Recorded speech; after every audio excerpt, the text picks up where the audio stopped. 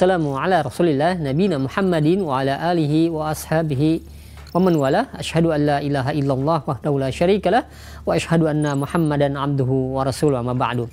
Ikhwatal Islam azakumullah, para pemirsa dan pendengar Roja dimanapun Anda berada. Beberapa saat lagi kami akan hadirkan ke ruang dengar Anda dan ke layar kaca Anda kajian yang kami pancarluaskan dari Masjid Al-Barkah, Jalan Pahlawan, Kampung Tengah, Cilengsi, atau Komplek Radio Roja, yang mudah-mudahan kita bisa mengambil faedahnya. Dan kami mengucapkan selamat menyimak, semoga bermanfaat. Roja TV, saluran tiluah Al-Quran dan kajian Islam.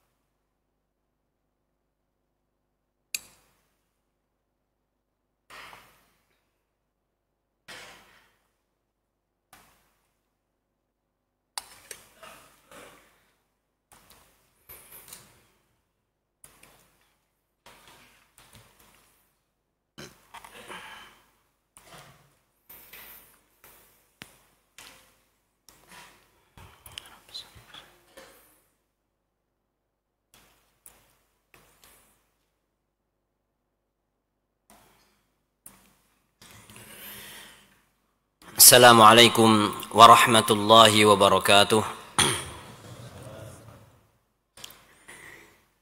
Innal hamdalillah nahmaduhu wa nasta'inuhu wa nastaghfiruh wa na'udzu billahi min shururi anfusina wa min sayyiati a'malina. Man yahdihillahu fala mudilla lahu ومن يضلل فلا هادي له. أشهد أن لا إله إلا الله وحده لا شريك له وأشهد أن محمدا عبده ورسوله صلوات ربي وسلامه وبركاته عليه وعلى آله وصحبه ومن سار على نهجه ومن استنى بسنته إلى يوم الدين. قال الله جل وعلا: يا أيها الذين آمنوا اتقوا الله حق تقاته ولا تموتن إلا وأنتم مسلمون. إخوة الإسلام رحمكم الله. Alhamdulillahi Rabbil Alamin. Segala puji bagi Allah Jalla wa'ala yang senantiasa melimpahkan kenikmatan kepada kita semua, memberikan kenikmatan yang tidak akan pernah terhitung dan terus bersambung.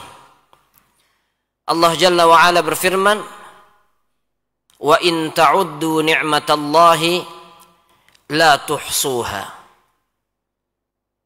Ketika seorang hamba ingin menghitung nikmat Allah Jalla wa'ala, maka tidak akan pernah bisa.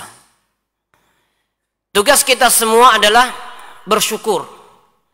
La in syakartum la azidannakum. Kalau kita mau bersyukur, Allah Subhanahu wa taala berjanji akan menambah kenikmatan. Wa in kafartum inna adzabi lasyadid. Sebaliknya ketika kita kufur, maka na'udzubillah min dzalik. Sesungguhnya ancaman terhadap mereka orang yang kufur adalah azab yang pedih.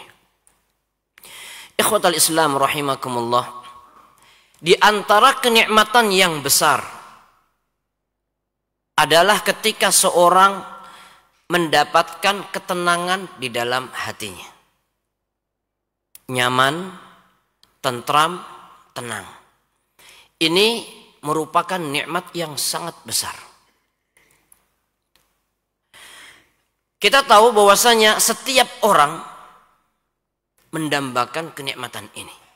Semua orang pengen bahagia, semua orang pengen hidup tenang, nyaman, tentram dan sebagainya. Namun ketika orang itu berbeda-beda pendapat di dalam mengartikan arti sebuah kebahagiaan, di dalam menafsirkan apa itu ketenangan dan dari mana sumbernya, maka setiap orang pun juga memiliki sikap yang berbeda-beda untuk meraih ketenangan tersebut, untuk meraih kebahagiaan. Ada di antara manusia yang menganggap bahwasanya sumber kebahagiaan itu terletak pada harta, sehingga hidupnya fokus untuk mengejar harta, mati-matian mengejar harta. Ada juga sebagian yang menganggap bahwasanya sumber kebahagiaan, ketenangan itu ketika dia mendapatkan jabatan, sehingga berlomba-lomba untuk mendapatkan kedudukan, jabatan, dan lain sebagainya. Kita sebagai mukmin menyadari bahwasanya letak kebahagiaan seorang itu berada di dalam jiwa, berada di dalam ruh atau di dalam hati. Dan yang memberikan kebahagiaan di hati seseorang itu adalah Allah Subhanahu wa ta'ala. Oleh karena itu, tidak ada jalan yang lebih tepat untuk mendapatkan ketenangan, mendapatkan kebahagiaan, kecuali kembali kepada Allah Jalla wa'ala. Kecuali ketika seorang memperhatikan ketaatan kepada Allah Subhanahu wa ta'ala. Di dalam Al-Quranul Karim, di dalam surat Al-Infitar, Allah Subhanahu wa ta'ala berfirman, A'udzu billahi minasyaitonir rajim, Innal abrara lafi na'im. Sesungguhnya, inna sesungguhnya. Dalam bahasa Arab, inna itu merupakan huruf penekanan. Artinya benar-benar sesungguhnya, al-abrar, jamak dari bar. Artinya orang yang berbakti, orang yang beriman, beramal soleh. Mereka orang-orang yang bertakwa, yang menjalankan perintah-perintah Allah Jalla wa'ala sesuai dengan yang diperintahkan, kemudian meninggalkan larangan-larangannya. Mereka adalah orang-orang yang al-abrar. Allah sebutkan lafi na'im. La di sini untuk penekanan. Jadi diawali dengan inna, kemudian di sini ada huruf lam, lafi na'im. Benar-benar mereka orang-orang al-abrar tadi fi na'im, di dalam kenikmatan. Sebaliknya, wa innal fujjara lafi jahim. Dan sesungguhnya orang-orang yang fajir, al-fujjar jamak dari fajir, orang-orang yang durhaka, pelaku kemaksiatan dan pelaku kedurhakaan dengan berbagai macam tingkatan-tingkatannya, lafi jahim. Tempat mereka adalah di tempat azab jahim. Berkaitan dengan ayat ini, salah seorang imam, yaitu Syekhul Islam Ibnu Qayyim Al-Jauziyah rahimahullah, beliau mengatakan, wala tahsab anna qawlahu ta'ala innal abrara lafi na'im wa innal fujjara lafi jahim maqsurun ala na'imil akhirati wa jahimiha faqat. Jangan disangka bahwasanya firman Allah innal abrara lafi na'im, sesungguhnya orang-orang yang berbakti, orang yang baik, yang iman dan taat tadi, lafi na'im, wa innal fujjara lafi jahim. Adapun orang yang fujjar, yang fajir, tempatnya adalah jahim. Kata beliau, jangan menyangka bahwasanya ayat ini hanya berkaitan dengan ala na'imil akhirah, berkaitan dengan kenikmatan di akhirat saja. Wa jahimiha faqat, hanya berkaitan dengan kenikmatan-kenikmatan di akhirat atau siksaan-siksaan di akhirat saja. Bal fi durihim tsalatsah, bal fi durihim tsalatsah kadzalik. Bahkan termasuk berkaitan dengan 3 tempat kehidupan manusia. Yang pertama kehidupan di dunia, yang kedua di alam barzakh, dan yang terakhir adalah kelak nanti di hari kebangkitan. Jadi beliau menjelaskan a'ni darad dunya wa daral barzakh wa daral qarar. Fahaula fi na'im wa haula fi jahim. Jadi beliau jelaskan bahwasanya kenikmatan ataupun siksaan-siksaan yang berkaitan dengan ketakwaan dan kedurhakaan seseorang itu bukan hanya di akhirat saja, tetapi juga di dalam kehidupan dunia, kehidupan alam barzakh, dan kelak nanti di hari akhirat. Kalau kita perhatikan perkataan Imam Ibnu Qayyim rahimahullah ini benar-benar terbukti dan kita bisa merasakan hal itu. Kapan kita merasakan ketenangan dan kapan kita merasakan kegelisahan? Semakin seorang dekat dengan Allah Jalla wa'ala, maka semakin dia akan merasakan ketenangan. Bukan berarti hidup tanpa masalah. Masalah itu pasti ada. Yang membedakan adalah bagaimana kita mensikapi masalah tersebut. Bagaimana kondisi atau perasaan kita, hati kita ketika mendapatkan problem di dalam kehidupan tadi. Kuncinya adalah kembali seberapa dekat kita dengan Allah Jalla wa'ala. Kalau kita perhatikan kehidupan Rasul Sallallahu Alaihi Wasallam dan para sahabat radhiyallahu anhum ajma'in. Mereka adalah orang-orang yang paling berbahagia. Bukan berarti mereka hidup tanpa masalah. Berbagai macam persoalan mereka hadapi. Ancaman-ancaman dari musuh-musuh Islam saat itu. Serangan entah itu dari Mekah atau dari yang lainnya. Mereka selalu dalam kondisi siap. Mereka selalu dalam kondisi tenang dan bahagia. Mereka bukan orang-orang yang hidup berfoya-foya, memiliki tempat tinggal yang megah atau kendaraan-kendaraan yang mewah, tidak. Tapi mereka adalah orang-orang yang hidup tenang, mereka adalah orang-orang yang hidup bahagia. Kenapa? Kembali kepada keimanan dan ketakwaan. Karena mereka adalah orang-orang yang paling beriman dan bertakwa. Mereka adalah orang-orang yang dekat dengan Allah Subhanahu wa ta'ala. Jadi semakin seorang dekat dengan Allah Jalla wa'ala, meskipun berbagai macam persoalan atau kehidupan yang mungkin secara zahir terlihat sempit, namun hati mereka terasa lapang. Taib. Sebaliknya, orang yang jauh, orang yang jauh dari ketaatan kepada Allah Subhanahu wa ta'ala, maka kehidupan mereka akan sempit. Jadi jangan sampai kita menganggap bahwasanya dosa itu tidak berdampak. Dosa sekecil apapun akan berdampak dalam kehidupan kita. Di dalam Al-Quran, surat Asy-Syarah atau Al-Insyirah, Allah Subhanahu wa ta'ala berfirman, وَوَضَعْنَا عَنْكَ وِزْرَكَ الَّذِي أَنْقَضَ ظَهْرَكَ. Allah Subhanahu wa ta'ala membersihkan. وَوَضَعْنَا, wada'a yadu'u, kalau bertemu huruf ala itu bisa kita terjemahkan meletakkan atau memberatkan. Misalkan wada'tul qalam 'alal maktab, aku meletakkan pena di atas meja misalkan, atau meletakkan barang yang berat di atas punggung onta misalkan. Wada'tu kadza wa kadza 'ala kadza wa kadza. Tapi kalau wada'a bertemu dengan an, artinya sebaliknya, menghilangkan atau meringankan. Di dalam ayat ini Allah Subhanahu wa ta'ala berfirman, wa wada'na 'anka wizrak. Berarti artinya apa?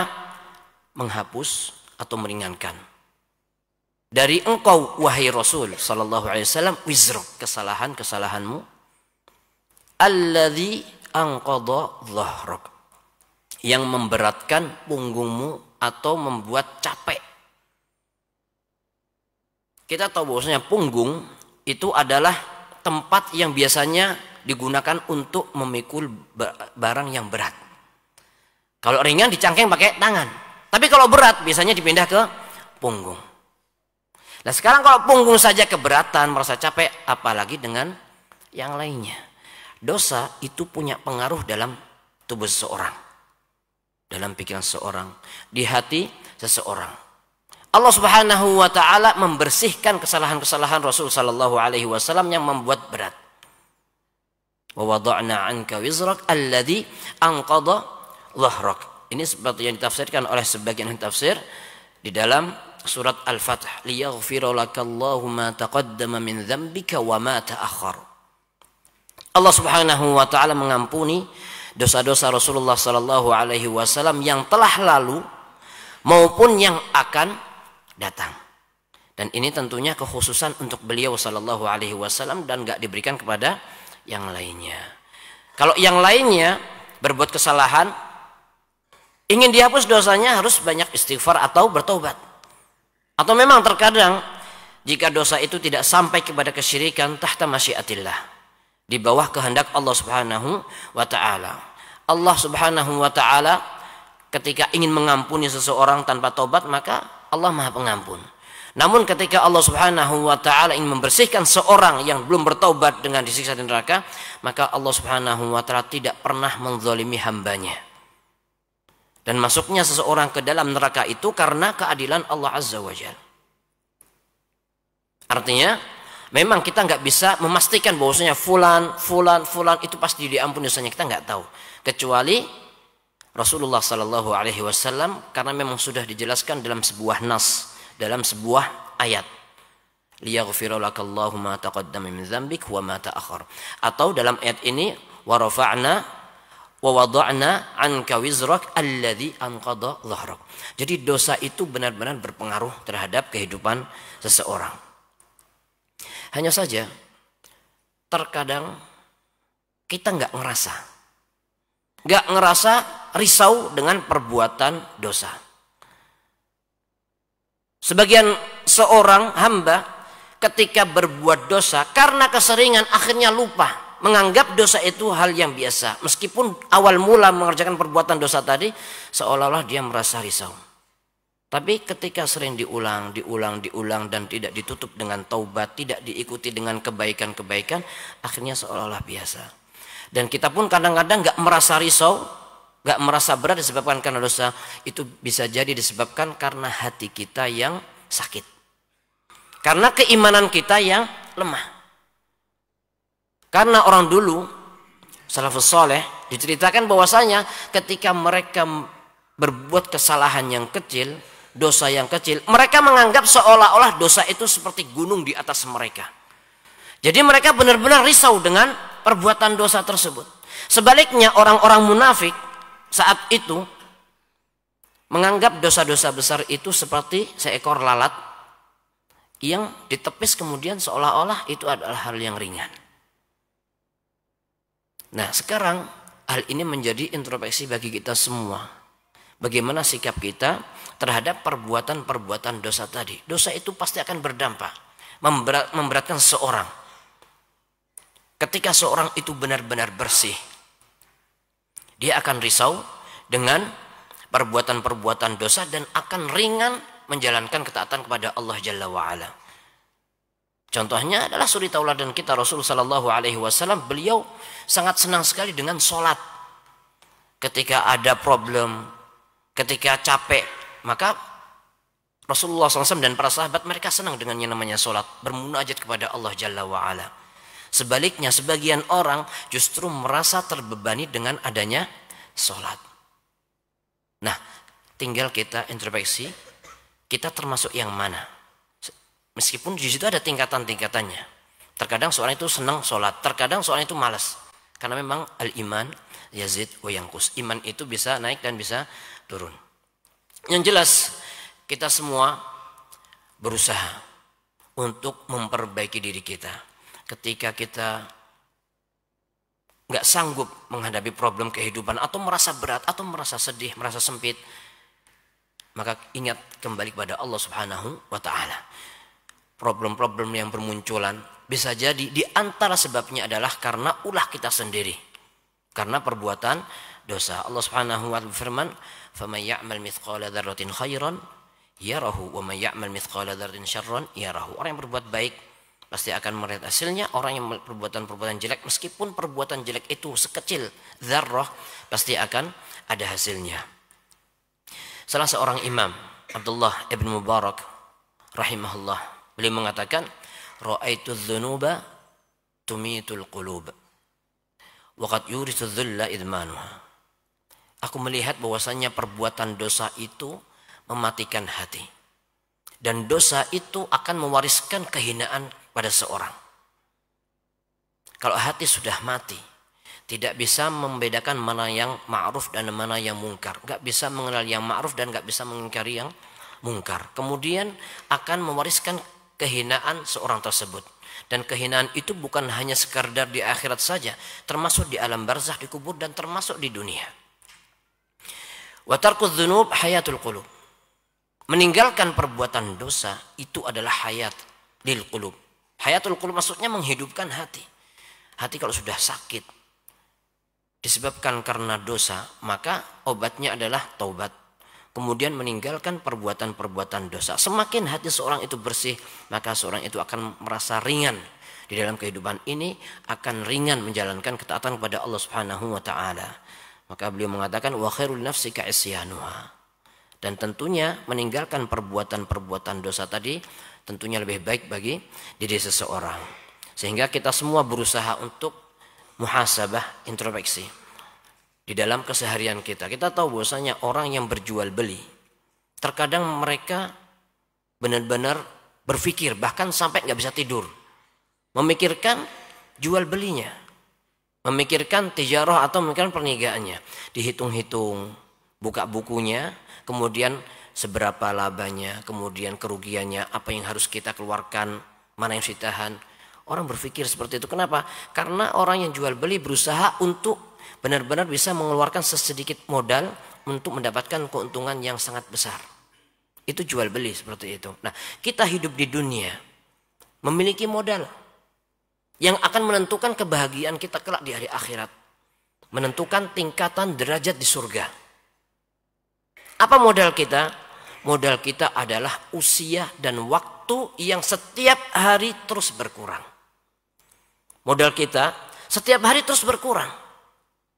Makanya seperti pada pelajaran yang lalu telah kita bahas dalam sebuah hadis, Rasulullah Shallallahu Alaihi Wasallam bersabda, min husni islamil mar'i tarkuhu ma la ya'ni. Di antara ciri baiknya keislaman seseorang adalah meninggalkan hal-hal yang tidak bermanfaat. Karena memang ketika kita mengerjakan perbuatan yang tidak bermanfaat, meskipun itu adalah mubah, bukan haram, tetapi usia kita itu terus bertambah, waktu terus berjalan. Semakin hari semakin bertambah, semakin dekat dengan ajal, dan modal kita semakin berkurang. Oleh karena itu, semakin bijak seorang akan semakin memikirkan modalnya, berusaha untuk tidak melewatkan sedikit waktunya kecuali benar-benar mendatangkan manfaat fid dunya wal akhirah. Taib, ikhwatal Islam rahimakumullah, inilah mukaddimah kajian kita pada malam hari ini. Selanjutnya kita masuk pada pembahasan usulut tafsir atau muqaddimah tafsir, muqaddimah fi usulit tafsir. Kita sudah sampai pada pembahasan tafsir Al-Quran dengan bahasa Arab. Pada kesempatan yang lalu kita telah membahas tafsir Al-Quran dengan aqwal tabi'in. Sebelumnya membahas tafsir Al-Quran bi aqwalis sahabah. Sebelumnya membahas tafsir Al-Quran dengan sunnah, dan sebelumnya lagi membahas Al-Quran bil Quran. Nah, sekarang kita sudah sampai pada pembahasan tafsir Al-Quran dengan bahasa Arab. Ada 3 poin yang akan kita bahas pada kesempatan malam hari ini. Yang pertama adalah kenapa kita kembali ke bahasa Arab? Atau kenapa kita menjadikan bahasa Arab ini salah satu referensi di dalam tafsir? Itu poin yang pertama. Poin yang kedua, ada ketentuan-ketentuan yang berkaitan dengan tafsirul Quran bil lughatil arabiyyah. Dan yang terakhir, poin yang ketiga adalah ada beberapa poin yang akan kita bahas, tanbihat ya. Istilahnya seperti ya sesuatu yang perlu kita ketahui, yang berkaitan, yang perlu kita perhatikan ya, yang berkaitan dengan tafsir lughah ini. Taib, akhwatul Islam rahimakumullah, kita masuk pada poin yang pertama, yaitu kenapa kita menjadikan bahasa Arab ini sebagai salah satu referensi atau sumber di dalam menafsirkan Al-Quran? Yang pertama jawabannya adalah karena Al-Quranul Karim turun dengan bahasa Arab. Dan dalilnya sangat banyak sekali. Di antaranya adalah firman Allah Azza wa Jalla di dalam surat Yusuf. Allah berfirman, Inna anzalnahu Qur'anan Arabiyyan la'allakum ta'qilun. Sesungguhnya kami, kata Allah Azza wa Jalla, anzalnahu Qur'anan, menurunkan Al-Quran Karim ini Arabiyyan, bahasa Arab. La'allakum ta'qilun, supaya kalian memahaminya. Kemudian di dalam ayat lain Allah berfirman, wa hadza kitabun musaddiqul lisanan arabiyyan liyunzira alladhina zalamu wa busyra lil muhsinin. Dan ini kitab, ya, maksudnya adalah Al-Qur'anul Karim, merupakan kitab yang membenarkan lisanan arabiyyan, menggunakan bahasa Arab, liyunzira, untuk memberikan peringatan. Alladzina zalamu, memberikan peringatan kepada orang-orang yang zalim, wa busyra lil muhsinin, dan memberi kabar atau berita gembira lil muhsinin, bagi mereka orang-orang yang berbuat baik. Dan ayat-ayat yang lain juga banyak yang menjelaskan bahwasanya Al-Qur'an diturunkan dengan bahasa Arab. Berarti kita tidak mungkin bisa memisahkan antara Al-Quran dengan bahasa Arab. Nggak mungkin bisa dipisahkan. Maksudnya bagaimana dipisahkan? Sebagian orang, karena nggak bisa bahasa Arab, dia ingin menafsirkan Al-Quran dari sisi yang lain. Misalkan dari jumlah ayat, atau dari nomor, atau dikaitkan dengan matematika, atau dikaitkan dengan sains, ilmu teknologi dan sebagainya. Atau misalkan menafsirkan Al-Quran dengan bentuk hurufnya. Bermacam-macam orang ingin berkreasi. Tapi Al-Quran ini bukan tempat untuk berkreasi. Kalau kita ingin tafsir Al-Quran yang benar, kembali kepada ahlinya. Jadi Al-Quranul Karim diturunkan dengan bahasa Arab, artinya tidak mungkin bisa dipisahkan dengan bahasa Arab. Ada sebuah cerita yang disebutkan dalam kitab Tarikh Dimashq Ibnu Asakir. Cerita ini terjadi di zaman Umar bin Khattab radhiyallahu anhu. An Ibni Abi Mulaikah, salah seorang imam bernama Ibnu Abi Mulaikah, beliau menceritakan, beliau berkata, qadima a'rabi fi zamani Umar. Ada seorang a'rabi. A'rabi itu ya mungkin boleh dikatakan orang Arab, ya, orang Arab Badui yang bahasa mereka tentunya ya masih bersih. Bahasa Arab mereka masih bersih. Orang Arab ini datang di zaman Umar bin Khattab radhiyallahu anhu, kemudian datang ke kota Madinah. Faqala man yuqri'uni atau man yaqra'uni mimma anzalallahu ala Muhammad. Siapa yang bisa membacakan untukku apa yang Allah turunkan kepada Muhammad? Maksudnya Al-Qur'anul Karim. Qala fa aqra'ahu rajulun bara'atun minallahi wa rasulih. Kemudian ada seseorang yang membacakan kepada A'rabi tadi surat At-Taubah, bara'atun minallahi wa rasulih, sampai firman Allah, wa adzanum minallahi wa rasulih ilan nasi yaumal hajjil akbari annallaha bari'um minal musyrikina wa rasuluh. Tetapi yang membacakan tadi salah harokat. Yang membacakan tadi membaca annallaha bari'um minal musyrikina wa rasulih, bukan wa rasuluh. Jadi kalau kita terjemahkan annallaha, sesungguhnya Allah, bari'un itu berlepas diri. Berlepas diri minal musyrikin, dari orang-orang yang musyrik. Wa rasuluh pakai dhammah, berarti kembali ke mana? Wa rasuluh kembali kepada annallaha bari'un minal musyrikin. Artinya adalah Allah Subhanahu wa taala berlepas diri dari orang-orang yang musyrik, dan Rasulnya, Rasul sallallahu alaihi wasallam juga berlepas diri dari mereka. Wa rasuluhu bari'un minhum. Jadi kalau masalah waqaf al-ibtida bisa berhenti ya, tergantung bagaimana kita memaknainya tadi. Tetapi orang tadi membaca annallaha bari'um minal musyrikin wa rasulih. Nah kalau dibaca wa rasulih berarti wa di situ nyambungnya kemana? Ke musyrikin. Berarti maknanya seolah-olah annallaha bari, sesungguhnya Allah Subhanahu wa taala bari'un, berlepas diri, minal musyrikina wa rasulih, dari orang-orang musyrik dan dari rasulnya. Akhirnya faqala, maka orang A'rabi tadi, karena orang A'rabi faham bahasa Arab, faqala annallaha bari'un minal musyrikin wa rasulih bil jazr tadi mengatakan faqala al-A'rabi aw qad bari'allahu min rasulih iyyakunillahu bari'an min rasulih fa ana abra'u minhu. Orang Arab tadi mengatakan, apakah Allah itu telah berlepas diri, aw qad bari'allahu min rasulih, dari rasulnya. Kemudian iyyakunillah bari'un min rasulihi fa ana abra'u minhu. Kalau Allah sudah berlepas diri dari rasulnya, maka ana juga abra'u minhu, ana juga berlepas diri dari rasulnya. Maksudnya adalah berlepas diri dari Nabi Muhammad sallallahu alaihi wasallam.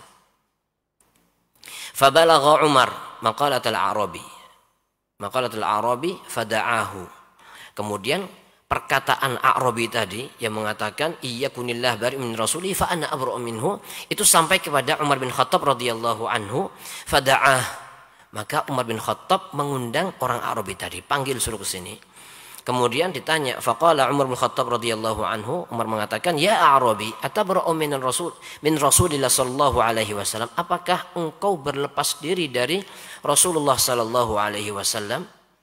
Nah, kemudian A'rabi tadi menjawab, qala ya amiral mu'minin, wahai amirul mu'minin, inni qaddimtul Madinah wala ilma li bil Qur'an. Aku datang ke Madinah dan aku enggak memiliki ilmu Al-Qur'an, enggak mengerti masalah Al-Qur'an. Fasa'altu man yuqri'uni, maka aku bertanya siapa yang bisa membacakan untukku Al-Qur'an tadi.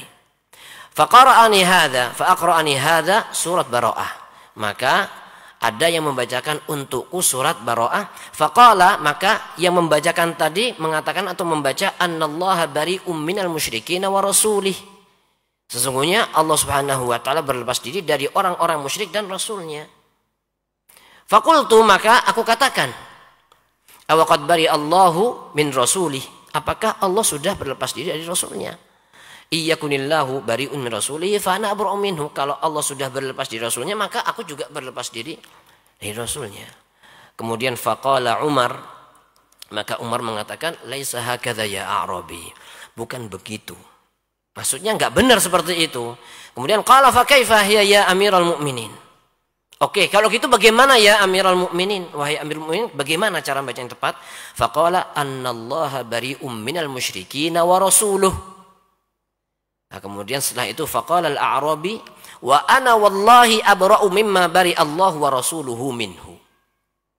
Dan aku, kata Arabi, wallahi aku juga berlepas diri dari yang Allah dan Rasulnya berlepas diri.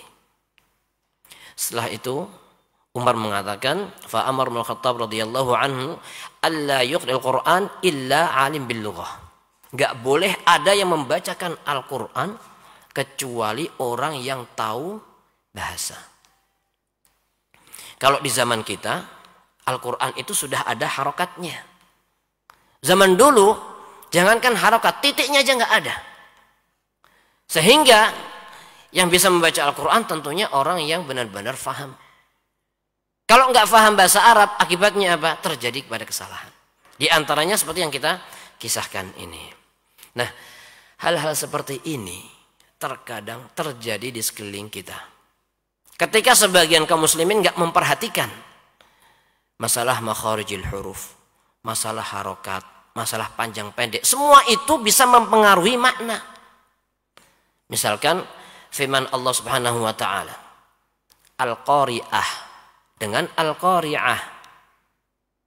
Al-Qari'ah, surat Al-Qari'ah pakai ain, Al-Qari'ah artinya adalah hari kiamat.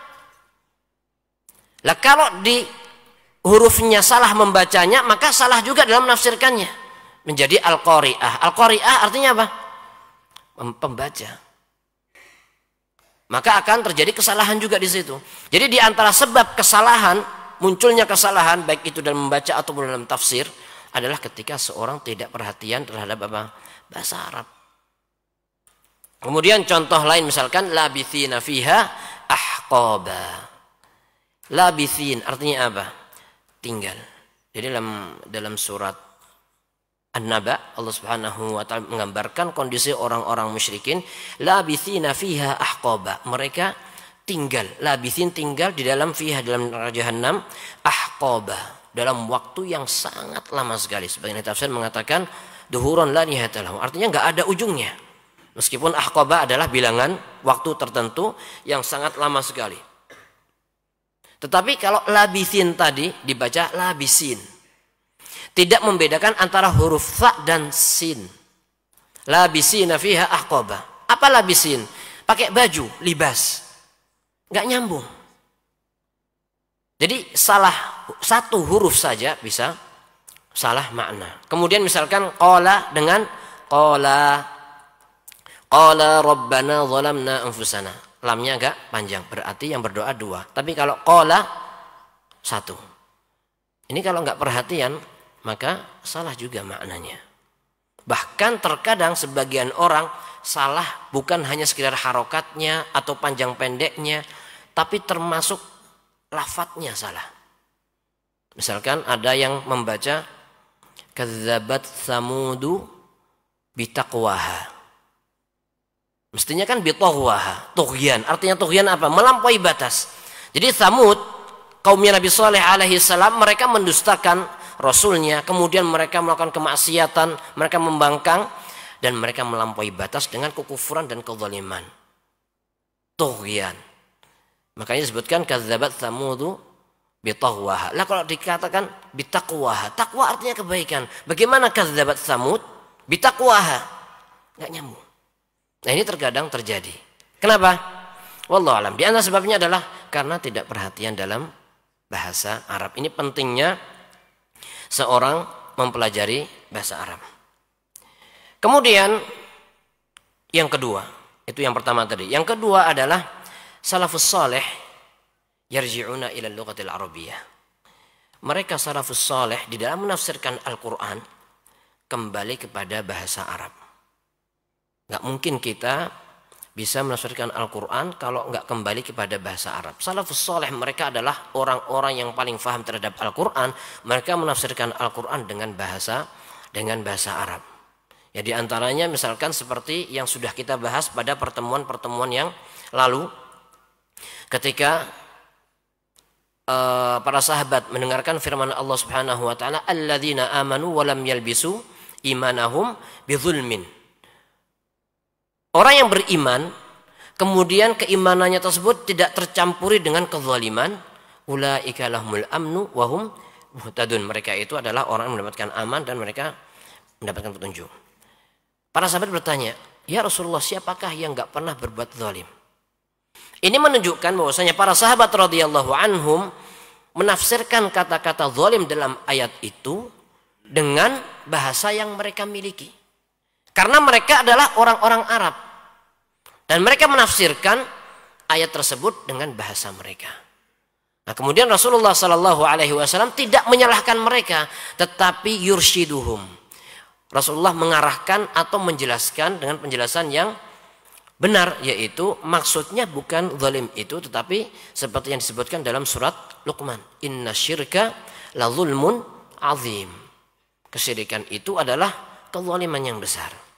Tetapi Rasulullah SAW tidak menyalahkan para sahabat yang menafsirkan zalim tadi dengan bahasa mereka. Jadi para sahabat radhiyallahu anhum mereka menggunakan kemampuan bahasa mereka. Bahkan saking kerasnya ada sebagian Imam Malik rahimahullah mengatakan bahwasanya ketika ada orang yang menafsirkan Al-Quran, ya, kemudian wa huwa la ya'rif lughatal arabiyyah, dan orang tadi tidak mengetahui bahasa Arab, kata beliau, illa ja'altuhu nikalan. Aku akan jadikan orang itu sebagai pelajaran, dikasih pelajaran. Jadi mereka salafus saleh serius di dalam masalah Al-Quran ini. Ketika orang nggak paham bahasa Arab, maka nggak usah macam-macam, kemudian menafsirkan Al-Quranul Karim. Tetapi yang perlu kita perhatikan, bukan berarti ketika seorang tidak mengetahui bahasa Arab berarti nggak boleh bicara sama sekali tentang Al-Quran. Ini bisa kita bedakan antara orang yang menafsirkan dengan orang yang menyampaikan tafsir. Yang kita pelajari saat ini adalah berbicara bukan tentang menafsirkan, tetapi menyampaikan tafsir. Misalkan ana bacakan ayat, kemudian ana sampaikan tafsirnya, itu bukan ana yang menafsirkan, tetapi ana menyampaikan tafsir. Artinya apa? Menukil dari yang lainnya. Makanya di antara ulama ya, Ibnu Hajar Al-Haythami ketika ditanya tentang seorang yang berbicara tentang Al-Quran dan dia nggak ngerti bahasa Arab, nah, beliau nggak langsung mengatakan nggak boleh gitu. Kalau a'immatus salaf yang saya sebutkan tadi, yang keras terhadap orang yang nggak ngerti bahasa Arab, itu adalah berkaitan tentang orang yang berbicara tentang Al-Quran tanpa ilmu. Tetapi ketika seorang hanya sekedar menukil, menyampaikan, maka itu tidak masalah. Al-Imam Ibnu Hajar Al-Haythami rahimahullah mengatakan ketika ditanya tentang orang yang nggak ngerti bahasa Arab, bi'annahu in kana wa'adhahu bi'ayatin at-tarhibiyah, at-tarhib wat-targhib. Kalau seorang itu menyampaikan mau'idhah dengan ayat at-tarhib wat-targhib. At-tarhib itu seperti menyampaikan ayat-ayat ancaman. Kemudian wat-targhib, menyampaikan ayat-ayat yang berkaitan dengan kenikmatan-kenikmatan surga dan sebagainya. Wa nahwihima, dan yang semisalnya. Wabil ahadits al-muta'alliqat bidzalik, dan menyampaikan hadis-hadis yang berkaitan dengan hal itu tadi. Wa fassara dzalika bima qalahu al-a'immah. Kemudian menafsirkan dengan penafsiran a'immah, dengan penafsiran a'immah atau para imam, jazalahu dzalik wa illam ya'lam min ilmin nahwi wa ghairihi.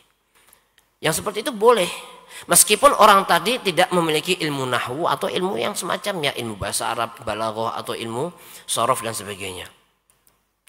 Li'annahu naqil li kalamil ulama, karena orang tadi hanya sekedar menukil perkataan ulama. Kemudian menukil perkataan kepada orang lain itu la yashtarid fihi illa al-adalah. Kalau orang menukil itu enggak mesti harus mengetahui ilmu nahwu, tetapi syaratnya harus adalah. Artinya dia itu menyampaikan sesuatu yang dinukil tadi dan tidak yatasarraf, maksudnya tidak merubah-rubah apa yang dia nukil. Yang seperti itu tidak apa-apa. Tetapi kalau dia sudah mulai tasarruf, nah itu harus hati-hati. Maksudnya tasarruf, maksudnya dia beristihad, menyampaikan pemahaman para ulama tadi, kemudian mencampur dengan pemahaman dirinya terhadap ayat misalkan. Nah ini harus hati-hati. Bahkan ada sebagian orang yang justru menukil sengaja, dihapus sebelum atau sesudahnya.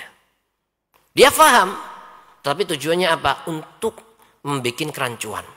Menukil perkataan imam ini mengatakan seperti ini. Padahal imam itu mengatakan pendapat itu bukan dalam rangka untuk menyampaikan pendapatnya, tapi dalam rangka misalkan menyebutkan khilaf. Menyebutkan khilaf dan imam itu tidak merojihkan yang sedang disebutkan misalkan. Tiba-tiba ada orang menukil. Memang ada di dalam kitab itu, tetapi ini cara menukil yang tidak ilmiah. Taib, ikhwatul Islam rahimakumullah. Intinya adalah salafus saleh mereka kembali kepada bahasa, dan bahasa Arab itu adalah bahasa mereka. Dan kita yang belum mengerti bahasa maka perlu hati-hati dan perlu dibedakan antara orang yang berani menafsirkan dengan orang yang sekedar menukil penafsiran.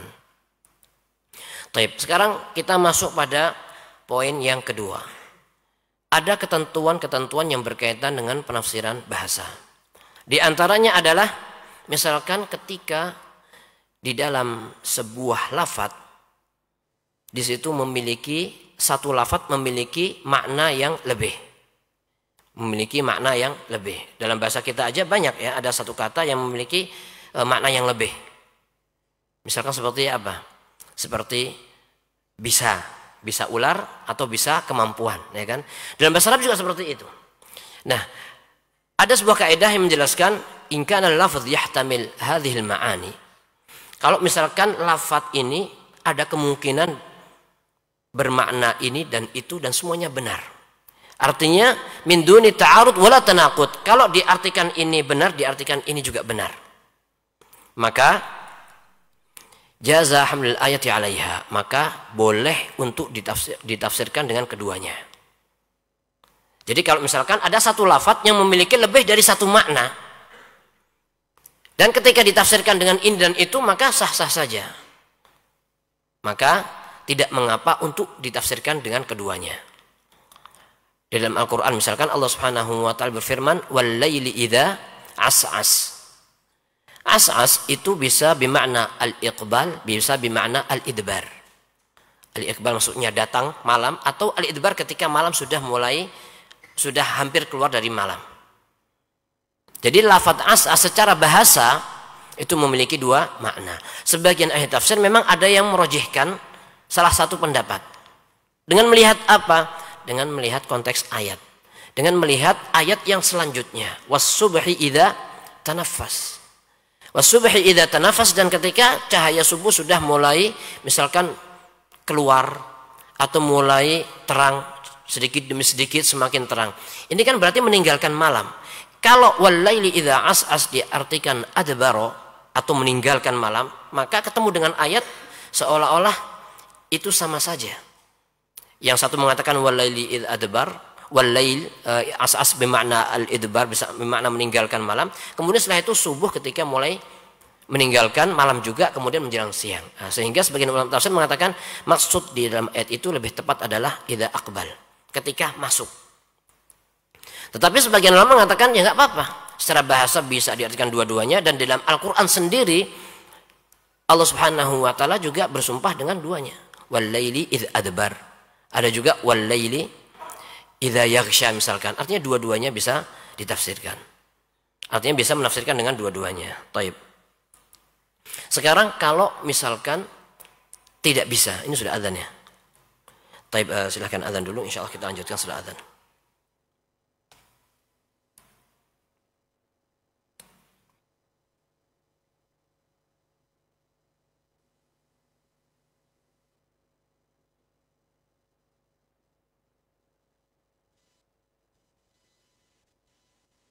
Ikhwatal Islam, untuk selanjutnya kita simak dikumandangkannya adzan untuk sholat Isya bagi daerah Jakarta dan sekitarnya.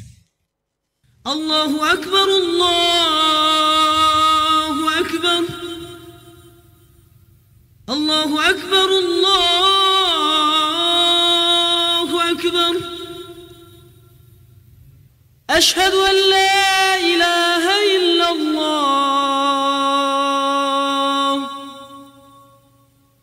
أشهد أن لا إله إلا الله. أشهد أن محمدا رسول الله. أشهد أن محمدا رسول الله. حي على الصلاة.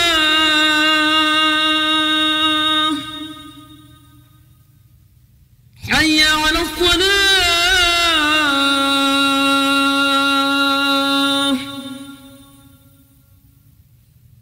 حي على الفلاح.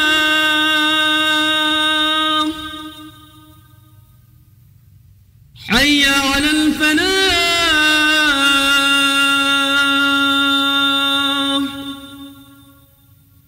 الله أكبر، الله أكبر. لا إله إلا الله.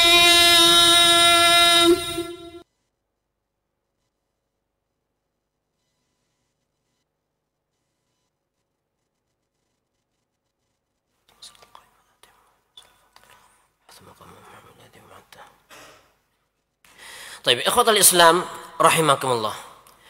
Kemudian ada sebagian lafadz yang tidak cocok ya, ketika ditafsirkan dengan dua-duanya. Maka sebagian ulama tafsir merojihkan dari sisi bahasa. Dari sisi bahasa, maksudnya merojihkan dengan bahasa ini. Misalkan dalam sebuah kaidah, anna tafsir Al-Quran alal aghlab al-ma'ruf min lughatil Arab duna syadz al-qalil. Menafsirkan Al-Quran Karim itu dengan bahasa yang ma'ruf, bukan dengan bahasa yang jarang dipakai, asyadz al-qalil, tapi dengan bahasa yang ma'ruf yang sering dipakai. Nah, kemudian contohnya adalah Di dalam surat An-Naba Allah Subhanahu wa taala berfirman, la yadzuquna fiha bardan wala syaraba. Apa itu bard? Bard itu kalau dari bahasa Arab, di sisi bahasa Arab bisa diartikan dingin. Bisa juga diartikan naum, tidur.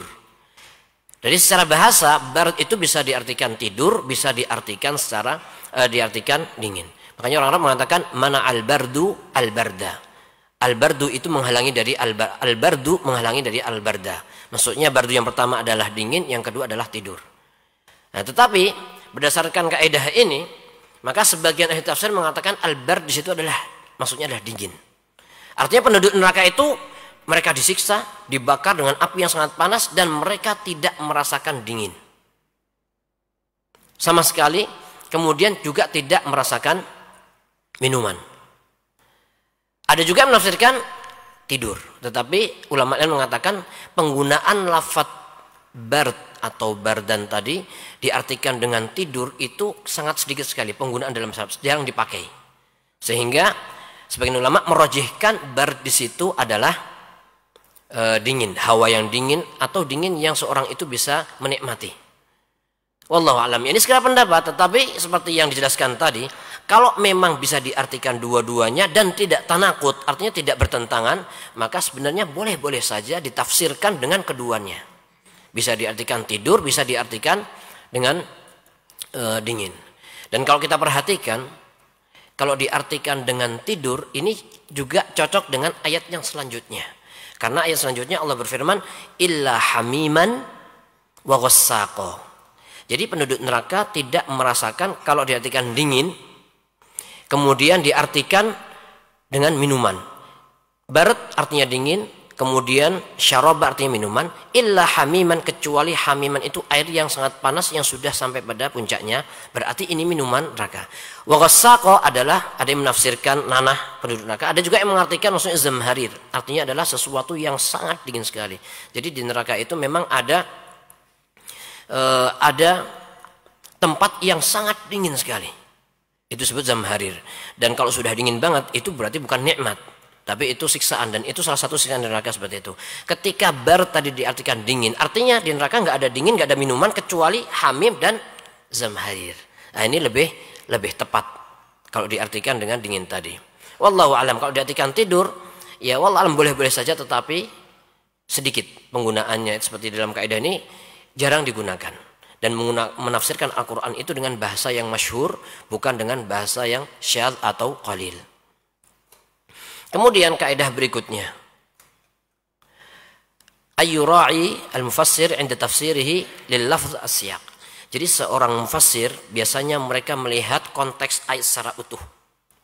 Misalkan ketika menafsirkan tadi al-bard dan syarab, diartikan dengan apa? Diartikan dengan dingin dan minuman. Kenapa? Konteks ayat selanjutnya adalah hamiman wa ghassaqo. Atau ketika menafsirkan seperti ayat yang tadi, yang ayat yang kita bahas tadi, wal laili idza as'as. Ketika menafsirkan as'as di situ dengan akbala. Kenapa? Karena melihat ayat yang selanjutnya. Nah, ini seharusnya yang digunakan oleh para mufassir dalam menafsirkan Al-Qur'an dan dalam merojihkan khilaf. Misalkan juga dalam surat Abasa, tsummas sabila yassarah. Ini juga pernah kita bahas. Apa artinya tsummas sabila yassarah? Ada sebagian tafsir mengatakan Allah Subhanahu wa taala memudahkan dan menampakkan jalan yang baik dan jalan yang tidak baik. Inna hadainahu sabila imma syakiran wa imma kafura, seperti yang disebutkan dalam surat Al-Insan. Imam Ibnu Jarir rahimahullah menafsirkan tsummas sabila yassarah maksudnya adalah jalan keluar seseorang dari perut ibunya ketika lahir.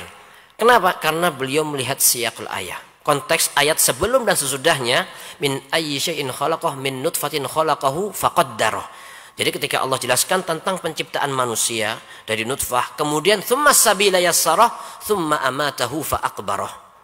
Nah, kemudian setelah seorang itu keluar dari perut ibunya, tsumma amatahu faqbarah, kemudian Allah Subhanahu wa taala yang mematikan mereka dan mensyariatkan kubur tadi. Manusia setelah meninggal dunia dikuburkan.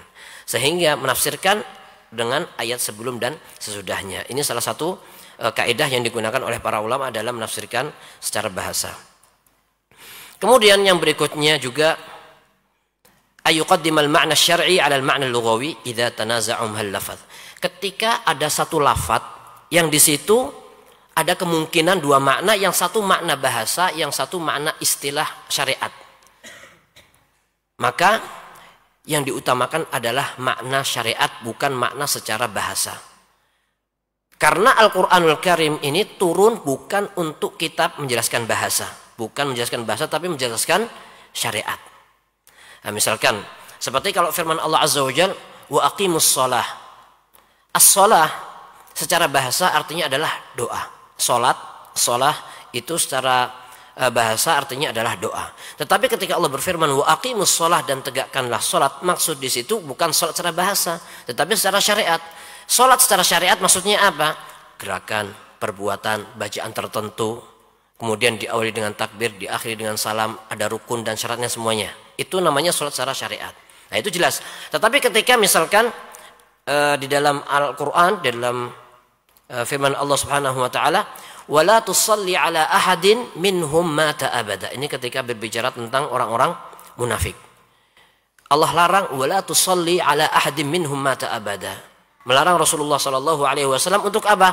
Salat ala ahadin minhum, salah satu di antara mereka orang-orang munafik yang sudah meninggal dunia. Nah, di sini ada kemungkinan jangan mendoakan mereka atau jangan mensalatkan mereka.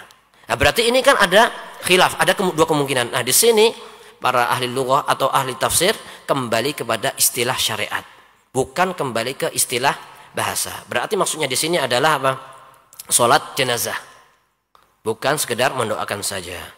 Kecuali kalau memang di situ ada qarinah yang menunjukkan bahwasanya maksud lafaz itu adalah secara bahasa, bukan secara istilah, bukan secara syariat, maka di situ ditafsirkan secara bahasa. Contohnya adalah firman Allah Subhanahu wa taala dalam surat At-Taubah ayat 103. Allah berfirman, "Khudz min amwalihim shadaqatan tutahhiruhum wa tuzakkihim biha wa shalli 'alaihim inna salataka sakanun lahum."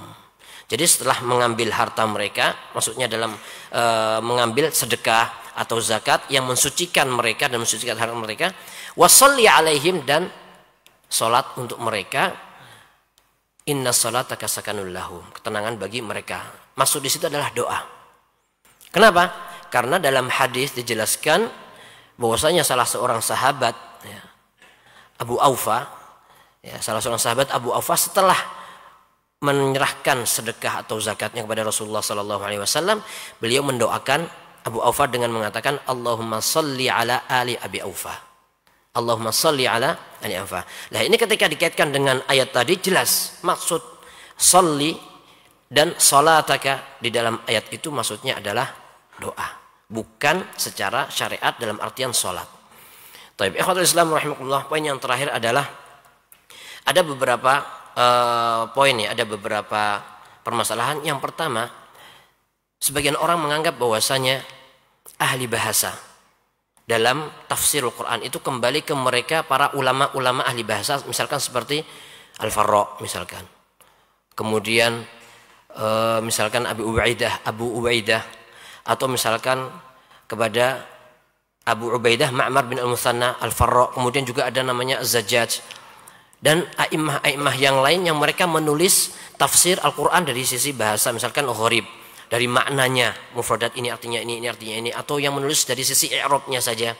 Ya, memang mereka adalah ahli-ahli bahasa, tetapi yang perlu kita sadari bahwasanya yang lebih ahli dari mereka adalah salafus saleh, yaitu sahabat dan tabi'in atau tabi'ut tabi'in. Mereka itu juga ahli bahasa. Jadi kalau kita menggolongkan ahli bahasa misalkan seperti Imam Zajjaj, Imam Al-Farra, dan imam yang lainnya, kemudian sahabat radhiyallahu anhum, tabi'in dan sebagainya digolongkan tafsir bil ma'thur dengan riwayat, maka di sini ada kekurangan, ada yang kurang tepat. Kenapa? Karena para sahabat mereka semuanya adalah ahli lughah juga. Mereka adalah ahli bahasa. Memang benar imam-imam yang Anda sebutkan tadi, Imam Zajjaj, Al-Farra dan sebagainya, mereka memang ahli bahasa. Tetapi bukan kemudian kita mengatakan sahabat radhiyallahu anhum atau para tabi'in mereka bukan ahli bahasa. Tidak, mereka juga ahli bahasa, yang bahasa mereka itu juga dijadikan sebagai rujukan di dalam masalah tafsir. Jadi kalau kembali ke tafsir dengan bahasa, kembali juga dengan perkataan para sahabat karena mereka adalah ahli bahasa. Itu yang pertama. Kemudian yang berikutnya Ada sebuah kaidah menjelaskan fahmus salaf lil Quran hujjah. Pemahaman salafus saleh terhadap Al-Quran itu hujjah yuhtakamu ilaihi la alaihi. Misalkan ada seorang salaf menafsirkan tetapi tafsirnya secara zahir nggak sesuai dengan bahasa. Maka ini kita nggak boleh kemudian mengatakan penafsiran salaf ini salah. Kenapa? Nggak sesuai dengan kaidah bahasa Arab. Nggak bisa seperti itu. Kenapa? Karena mereka adalah ahli bahasa. Sehingga kita perlu mempelajari. Dan salafus soleh mereka adalah orang-orang yang lebih paham dalam Al-Quran. Justru sebaliknya, ini yang perlu kita perhatikan. Ketika seorang menafsirkan Al-Quran hanya kembali kepada bahasa saja, tanpa memperhatikan tafsir salafus soleh, maka akan terjatuh pada kesalahan. Contohnya siapa? Contohnya misalkan penafsiran Imam Abu Ubaidah Ma'mar bin Al-Muthanna rahimahullah. Ketika menafsirkan firman Allah subhanahu wa ta'ala di dalam surat Al-Anfal, wa yunazzilu 'alaikum minas sama'i ma'an liyutahhirakum bihi wa yudhhiba 'ankum rijza syaitan wa liyarbita 'ala qulubikum wa yuthabbita bihil aqdam. Jadi ketika sebelum terjadi peperangan, Allah Subhanahu wa taala menurunkan hujan kepada kaum muslimin, kemudian membuat mereka ngantuk dan tertidur, dan ini merupakan kenikmatan bagi mereka. Kemudian Allah Subhanahu wa taala menghilangkan bisikan-bisikan setan atau gangguan setan, kemudian menguatkan hati mereka. Dan yang terakhir lafaz wa yutsabbita bihil aqdam. Wa yutsabbita bihil aqdam maksudnya meneguhkan pijakan mereka. Mengokohkan pijakan kaki mereka. Wa yutsabbita bihil aqdam. Di sini Al-Imam Abu Ubaidah menafsirkan itu ada seperti majas. Ya, artinya adalah Allah Subhanahu wa taala menjadikan mereka orang-orang yang teguh pendiriannya sehingga nggak mungkin mundur dan dia pasti akan maju. Tetapi kalau kita melihat kondisi saat itu, memang Allah Subhanahu wa taala benar-benar menurunkan hujan yang dengan air hujan itu tanah yang diinjak oleh pasukan itu menjadi apa? Tanahnya itu padat. Sehingga kaum muslimin tidak mudah kepleset. Berbeda ketika tanah itu kering, kemudian ada kerikilnya, pasir dan sebagainya, susah untuk berdiri atau mudah terpleset. Nah, dengan Allah turunkan hujan, maka tanahnya menjadi padat sehingga pijakan mereka itu kokoh. Nah, ini yang ditafsirkan oleh salafus saleh. Ketika kita hanya kembali kepada bahasa, kalau dilihat dari sisi bahasa, penafsiran Abu Ubaidah tadi benar. Dari sisi bahasa benar, tetapi realita yang ada sebab turun ayat itu adalah berkaitan dengan perang yang waktu itu Allah turunkan hujan, kemudian benar-benar secara zahir hujan itu membuat tanah itu menjadi padat dan pijakan kaum muslimin saat itu menjadi kokoh. Seperti itu. Ini menunjukkan bahwasanya di dalam tafsir Al-Quran itu juga perlu kembali kepada penafsiran salafus saleh, dan mereka pada hakikatnya adalah ahlul lughah. Mereka adalah ahli bahasa. Baik, ikhwatul Islam rahimakumullah, inilah yang bisa kita kaji pada kesempatan malam hari ini. Mudah-mudahan bermanfaat. Insyaallah kita lanjutkan pada kesempatan lain membahas tafsir dengan Israiliyat atau dengan ra'i, atau mungkin kita berpindah pada poin selanjutnya tentang masalah khilaf dalam tafsir, insyaallah. Baik. Ini ada pertanyaan. Sudah numpuk pertanyaan, belum menjawab pertanyaan-pertanyaan yang lalu, tapi mudah-mudahan bisa kita bahas pada kesempatan selanjutnya. Kita bahas pertanyaan-pertanyaan insyaallah. Mungkin kita cukup sekian. Subhanakallah bihamdik asyhadu an la ilaha illa anta astaghfiruka wa atubu ilaik. Assalamualaikum warahmatullahi wabarakatuh.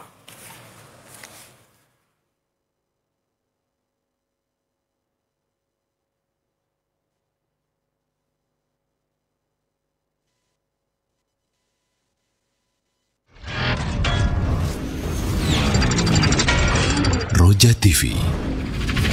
Demikianlah ikhwatal Islam a'azakumullah, para pemirsa dan pendengar Roja dimanapun Anda berada, kajian ilmiah yang telah kami hadirkan dan kami telah pancarluaskan dari Masjid Al-Barakah, Jalan Pahlawan, Kampung Tengah, Cilengsi.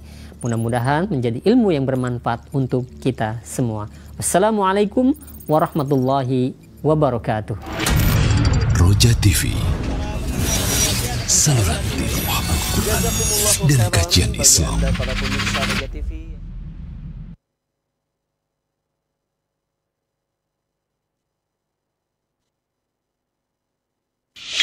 Al-ilmu ma'rifatul haq bidalilihi. Ilmu itu adalah pengetahuan tentang kebenaran berdasarkan dalil. Sedangkan dalil terambil dari Alkitab, Al-Quran dan Sunnah. Oleh kerana itu tidak dikatakan ilmu apabila tanpa dalil. Adapun kalau tanpa dalil, fa innama huwa taqlid, maka ia hanyalah taklid semata. Itu ilmu. Hadiri Tablik Akbar bersama Syekh Dr. Ali Abu Haniyah Hafizahullah, dai dari negeri Palestina, murid Syekh Ali Hasan Al-Halabi rahimahullah, dengan tema perbedaan antara dakwah salafiyah dan harokiyah. Wa ma'adu 'ala al-Islam alladhi nazala min 'indillah. Penterjemah Ustaz Cecep Nur Rahman MA Hafizahullah. Kamis 13 Safar 1447, 7 Agustus 2025, Ba'da Maghrib sampai selesai. Bertempat di Masjid Jami Al-Barkah, Cilengsi, Bogor. Terbuka untuk umum, ikhwan dan akhwat. Simak Radio Roja Bogor 100.1 FM, Radio Roja Majalengka 93.1 FM, Radio Roja Palu